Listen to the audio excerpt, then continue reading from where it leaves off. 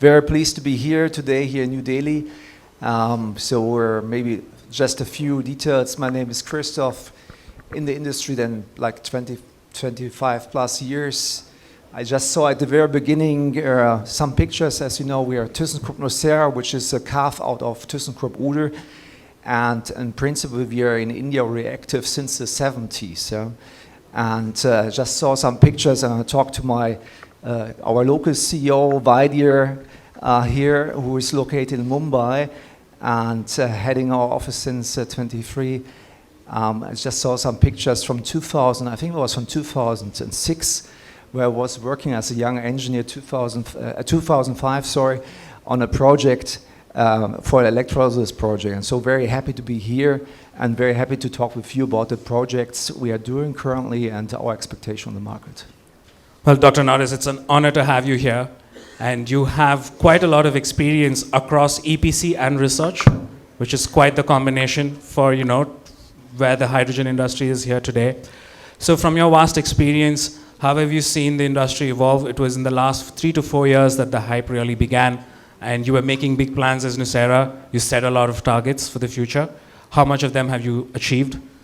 And if you did not, what was the reasons, right? And how was the journey over the last 3-4 years?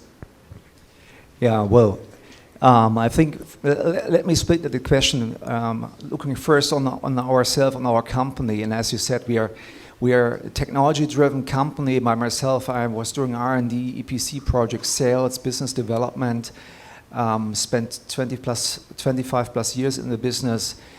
From that also with different perspectives. So I had the chance to work for our Japanese office 5 years in Japan and Tokyo as an MD. So looking on the Asian market very well from 2015 to 2020. And then just with the starting of the hype in 2020, 2021, I was moving back to Germany. And from our company perspective, I think we have done a lot. We have developed technology. We have started our first pilot in 2018 already in Duisburg at the steel factory in Germany. And we have developed our company. We had done a carve-out, an IPO in 2023. And with the IPO, we got the right financial power to move our company for the industry forward. And yeah, looking on the market and our success, we are currently executing a total more than 3 gigawatt of projects. So I think this is really a massive number of projects, which is mainly NEOM, which is Shell, and Rotterdam, which is Stegra, which was not yet mentioned here. Stegra, which is green steel, H2 green steel in Sweden, a very interesting case for green steel. As well some other smaller projects. Yeah. And yeah, if I look on that, I have to say we have seen a significant hype. If I look on the number of 3 gigawatt plus, it's a significant capacity we are executing. We are gaining a lot of experience together with our customers, which is, I think, super important for the industry to learn, to improve, to see how we can come down with cost. We have further developed the supply chain over the last years. And if you look on the last years, there was we signed the contracts NEOM and Shell in 2021, November 2021. Just beginning of 2022, we had the starting of the Ukraine-Russian war, which was a super impact on the supply chain, if you might remember. So everybody was talking about electrolyzer capacities. There was suddenly a new bottleneck around the world. It was even, you could not get any more raw materials like nickel, etc. And so we all survived that and developed our supply chains further. And with that, I think we have done a lot. And the overall market has developed a lot. Even now, everybody is a little bit puzzled about the last months and the last year, the news about US. But I think in total we should be very, very positive, because if you compare it now to like 2020 to today, we are a significant step forward. We have learned a lot, and we should look very positive in the future, because green hydrogen is the way to decarbonize. And I think if I look on India, very similar to Germany, it's not only to decarbonize, it's to get from energy perspective just be independent from the global market. Yeah. We have seen it in Germany. We have secured most of the gas from Russia, and then after 2022, everyone was looking on the gas supply. I think Indian situation is different, but not too much different. You're significantly dependent on gas imports. So I think if we go now 10, 15 years into the future, we would say, hey, gas energy security is one of the big steps forwards we have done over the last 15 years. Well, I think you've given us a very positive outlook on the hydrogen sector, and no doubt there have been major strides that has happened, but of course, the humongous targets we set, we weren't able to achieve. You briefly touched upon supply chain as well. What role has India been playing in your global projects, and where do you see potential in India in the electrolyzer, value chain? Let's first start with the market, with the possibility to develop green hydrogen projects here in India. If I look back, I think I touched personally, I was coming from the chlor-alkali industry, I was touching the green hydrogen business first time in 2018. I was joining the Hydrogen Council meeting in Japan. I think in 2018, not too many were talking about green hydrogen around the world. In 2020, I think still not many people were talking about green hydrogen in India. I think it was still not on the list. Yeah. And then suddenly it emerged. I think it's a huge chance. The opportunity for renewable power, whether it's on the west coast or on the east coast of India, combined mainly solar, partly also wind, is significant. And the other important thing is you have already existing assets, industrial assets, because I'm very much convinced for the first projects to come, green hydrogen projects, cheap renewable power is very important. On the other hand, to make the project in overall not too complex, you have to go into existing assets like ammonia facilities, existing refineries. These are the key business cases in addition to green steel. And those are the success cases we know from Europe, like the Shell project, which makes the overall FID more simple. So I think there's a huge chance for India to decarbonize their own industry, as well as to participate in the decarbonization of the European assets. I think we will hear more about that regarding H2 Global and other ways to go there. So I think there's a huge chance for India to go forward for that. Regarding supply chain, so we have a very global supply chain existing already from our chlor-alkali technology. We can utilize already for our alkaline water electrolysis technology, and we have currently supply chain around 2 gigawatt existing already. Everybody was talking about supply chain as the key bottleneck for the industry to grow. I think the real bottleneck at the moment is the offtake. Yes, we need offtake agreements. We just touched it. The two gentlemen touched that point. So we have done a lot on our supply chain. We have in total more than 100 suppliers in total.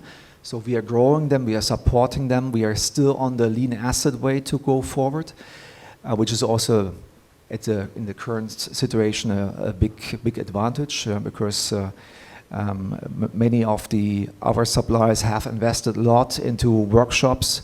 Now they're lacking orders, so I think it's a very difficult situation for some of the competitors outside there. But we have enormous footprint here in India. We're already procuring a lot of materials here in India for our global supply chain, plastic materials, and as soon as the market will ramp up here in India, we are also ready to move further parts of the supply chain to the Indian market and to grow it here. I like how you structured this answer, but on your statement, when every time there's discussions on supply chain challenges, policy hurdles, etc., always say if the price of green hydrogen was at $1.5, we won't have any issues. Right? You have the supply chain, you have the market, everything is available. And it's true, India woke up to the potential of green hydrogen just after COVID when Niti Aayog published a report, but we've taken it very seriously. Right? And for most of us sitting here, we never thought in our lifetimes we'll be exporting energy out of the country. But this will become a reality very soon. And that's where I think Germany and India, we have our differences. Even though energy security is important, but India has the potential to really decarbonize itself and the rest of let's the world. move 2 years back into history. Nobody would believe in that you would be an energy exporter. Yeah. True. And also, I need to commend, IGF is here. Over the last decade, the German government has really supported India's renewable energy ecosystem. They've done a lot of studies, reports, and they still continue to do that across wind, solar, and now they are moving on to green hydrogen. So, that's to all the German government representatives here. Thank you very much. So, one more additional question for you, Dr. Noeres, which is, this is quite a tricky question. There's no clear answer. Between all these technologies that exist for electrolyzers, PEM, AEM, you're looking at SOEC as well. So first, if you could comment on the various technologies, what is good, what's more efficient, what will emerge as the leader, and then if you could comment on Nucera and what's your thinking on SOEC and emerging technologies? Well, I think it's great that we have different technologies on the market because that is creating competition. Competition drives cost down at the very end. I think this is a very important situation, and it will stay like this as well. Currently, I think we all agree that alkaline water is the state of the art, the most mature technology on the market. We have seen significant improvements on PEM technology. Still, PEM is quite expensive. We believe still that PEM is more for smaller remote projects. Partly this is not anymore confirmed, but I would still agree to that one. We see with alkaline water that there is an existing supply chain, which is a significant supporter at the very important at the beginning, and we also see a lot of improvements still in alkaline water to further improve efficiencies as well as to drive costs down. So I think it will be one of the key disciplines and key technologies in the future. And if we look into SOEC technology, and you might know we have, which was a super important step for us as a company to invest into a complete new technology. We have invested and announced that beginning of last year of 2024 into SOEC technology. We have signed an agreement with one of the most famous German, very much application-orientated research institutes, Fraunhofer Institute in Dresden, to bring their SOEC technology to an industrial level, to bring it to the market. And we are setting up currently a test manufacturing site there in Germany. And we are very much looking forward to further develop the product, to have the first small pilots out there with our customers, and then as soon as the market is there, to further invest into a big manufacturing site. So for us, a super important step. It's a new technology, a completely different technology, as well as to go by ourselves, because we are by history an engineering company, to go into manufacturing by ourselves. And as said, we see SOEC technology most likely combined in big projects with alkaline water electrolysis technology, as to have a technology which is more steady state, the other is more dynamic, and to have then go even to gigawatt manufacturing capacity in the future, as soon as the market's there. So you mean to say, just how some of them were looking at PEM earlier as a combination, to complement the alkaline, are you saying SOEC is a better alternative to PEM in that mix?